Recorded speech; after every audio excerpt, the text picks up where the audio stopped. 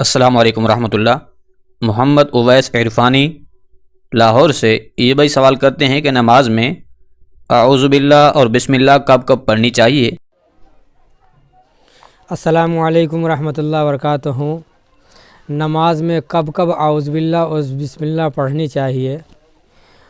بہت سے لوگ ایسے ہیں کہ نہیں جانتے کہ اعوذ باللہ بسم اللہ ہم کہاں پڑھیں گے، تو بہت خاص ویڈیو ہے جو مفتی طارق مسعود صاحب قرآن اور حدیث کی روشنی میں بتا رہے ہیں، تو آپ لوگ اس ویڈیو کو ضرور دیکھیں، اور ویڈیو پسند آئے تو ویڈیو کو شیئر کریں اور چینل کو سبسکرائب ضرور کریں۔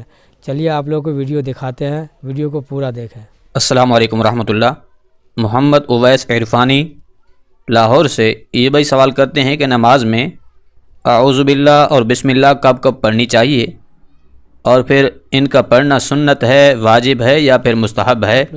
پلیز اس کے بارے میں رہنمائی کر دیجئے۔ بھائی نے بہت ہی اچھا سوال پوچھا ہے۔ دیکھیں، یہ وہ مسئلہ ہے جس کو ہر ایک مسلمان کے لیے سمجھنا انتہائی ضروری ہے۔ دیکھیں، سب سے پہلے تو یہ سمجھیں کہ نماز میں اعوذ باللہ من الشیطان الرجیم کب کب پڑھنی چاہیے۔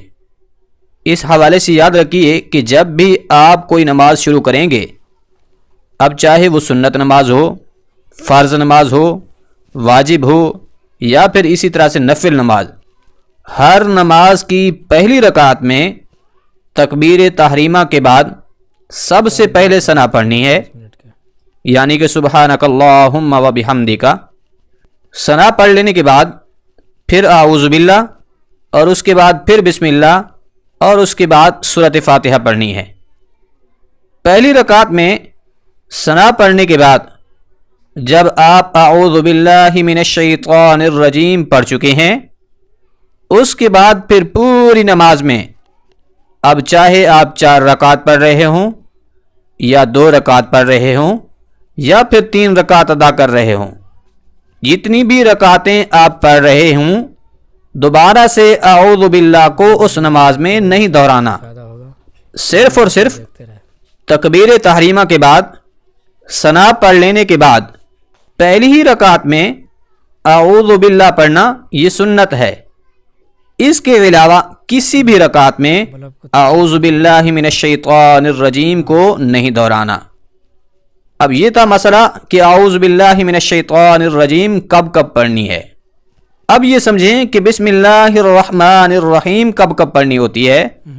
تو بسم اللہ الرحمن الرحیم کے حوالے سے بھی یاد رکھ لیجئے، جب بھی آپ سورۃ فاتحہ شروع کریں، سورۃ فاتحہ کے شروع کرنے سے پہلے بسم اللہ کا پڑھنا یہ سنت ہے۔ اب چاہے جس رکعت میں آپ سورۃ فاتحہ پڑھ رہے ہوں، جب آپ سورۃ فاتحہ پڑھیں گے تو سورۃ فاتحہ کے شروع کرنے سے پہلے بسم اللہ کا پڑھنا یہ سنت ہے۔ اب یہ بات بھی سمجھنے کے قابل ہے کہ سورۃ فاتحہ پڑھنے کے بعد جو سورت پڑھنی ہوتی ہے اس سے پہلے بھی بسم اللہ پڑھنی چاہیے یا نہیں؟ تو اس کا جواب یہ ہے کہ جب آپ سورۃ فاتحہ کے بعد کوئی دوسری سورت شروع سے پڑھ رہے ہوں، جس طرح کے اکثر لوگ جو ہیں وہ 30ویں پارہ کی مختصر صورتیں پڑھتے ہیں، یعنی کہ جس طرح سے سورۃ الاخلاص، قل هو اللہ احد، یا انا اعطیناک الکوثر، یا قل اعوذ برب الفلق، یا پھر قل اعوذ برب الناس وغیرہ، ان صورتوں کو زیادہ تر لوگ پڑھتے ہیں۔ اب اگر آپ کوئی صورت شروع سے پڑھ رہے ہیں، یعنی کہ قل هو اللہ احد ہی کو لے لیں، تو پھر اس وقت سورۃ فاتحہ کے بعد دوسری سورت شروع کرنے سے پہلے بسم اللہ الرحمن الرحیم کا پڑھنا یہ مستحب ہے۔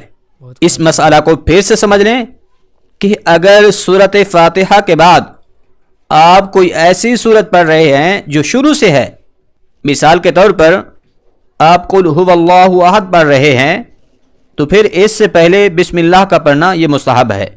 اب نماز میں جہاں تک سنت اور مستحب کا کردار ہے، وہ یہ ہے کہ اگر آپ سنت اور مستحب کو ادا کر لیتے ہیں تو اس سے آپ کی نماز کا ثواب بڑھ جائے گا، یعنی کہ اگر آپ سنت اور مستحب پر عمل کریں گے تو آپ کو زیادہ ثواب ملے گا۔